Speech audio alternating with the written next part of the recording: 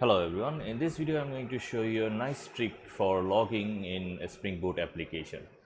So let's get started. First I'm going to go to start.spring.io, select language Java, Gradle project, use the latest version for Spring Boot, put the group name, artifact name and package name, and for dependency I'm only going to use web. Generate the project and open it with your favorite IDE. I'm going to use IntelliJ IDEA. So initially it will give a class like this, starter class, and to save some time I have added this book Pojo class with getters and setters and few fields, and a book controller which will give with two endpoint books, get by ID and create books. So it doesn't do anything here. It just creates a book with the ID provided in the URL and creates a book and returns. But in production, it will probably come from a service class. And after getting the ID input, we are logging the input, and after creating or getting the book from the database, we are first logging the output and then sending it back to the user. So this is our basic Spring Boot application, a web application. Similar to this method, we have the create book. Again, it doesn't do much. It doesn't call the service for demo purpose. I am just changing the ID and returning it back with logging. And now here, as you can see, our business logic is this one line, but for this logging, to see our data flow, where it is coming from and where it is going, how it is going, we have to log these fields. So this is good, but it also is a boilerplate. In this video I will show you how to get rid of this boilerplate and just work with your service logic. So what I'm going to show you is a better way for logging. To do this, I'm going to use annotation. So I'm going to use an annotation like log input and output, something like this, and this will take care of this input and output. So let's see how we can do this. First, let's create the annotation.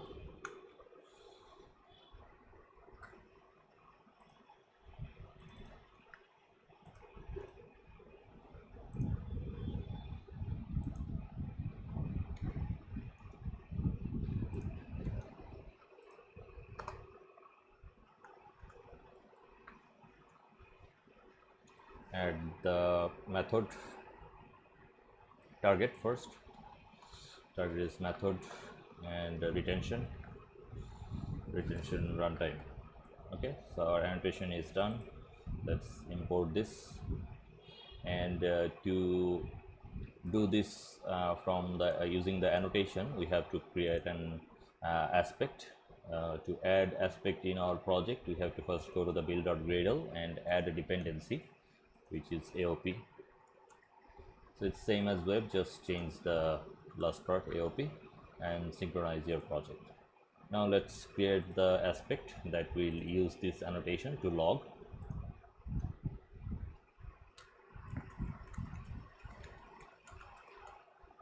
Add the annotation component for Spring related information and aspect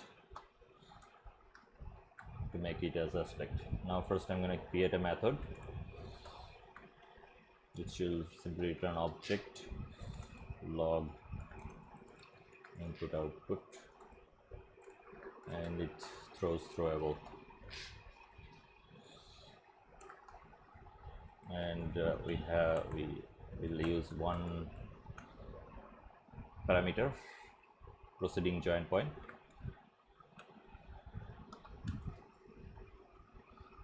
and this will be around this annotation. So for that we will use the around annotation and select the annotation. Annotation places in com.linus.log input output. Okay, and remove the extra and And first I'm gonna get the object mapper, which will prettify our input and output to make it like JSON. So let's add that.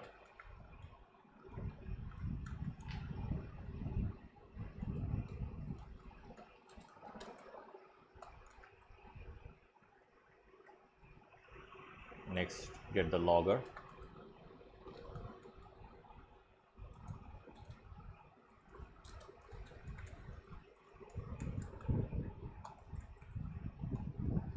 And from this join point, I'll get the class, which will be the controller in this case.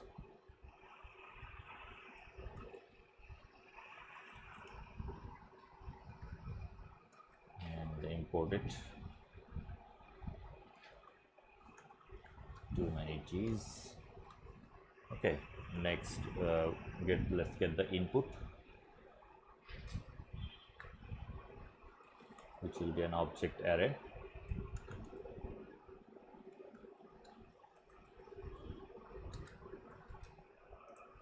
And it's again join point dot get args.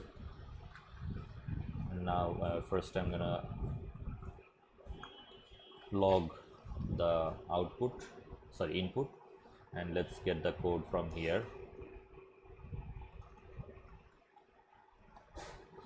And put it over here and just replace it with mapper dot write value as a string, and that's it.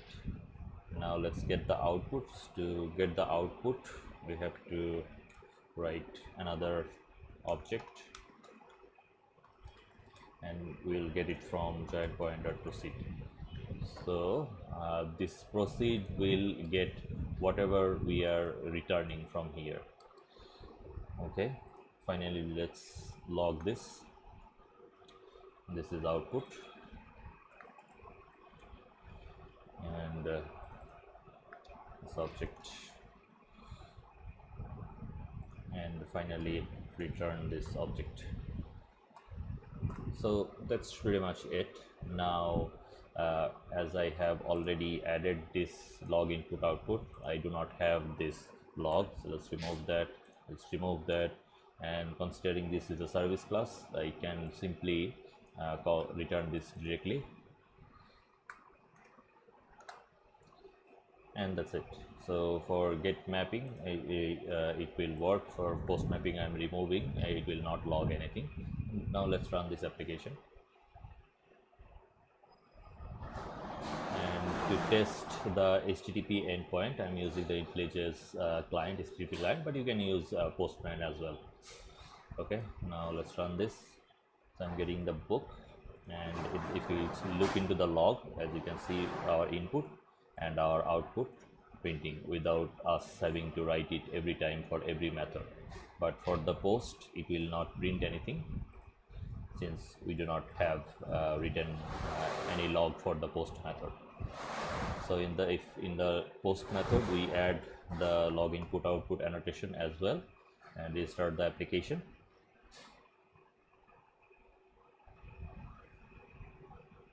And make the get call again, post call again, and see the log. Then you can see for get operation it is printing input and output, and for post operation it is also printing input and output.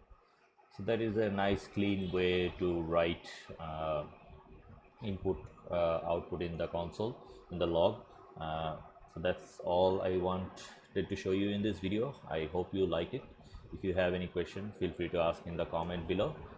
The code for this demo will be available hosted on GitHub, and the link will be posted on the video description.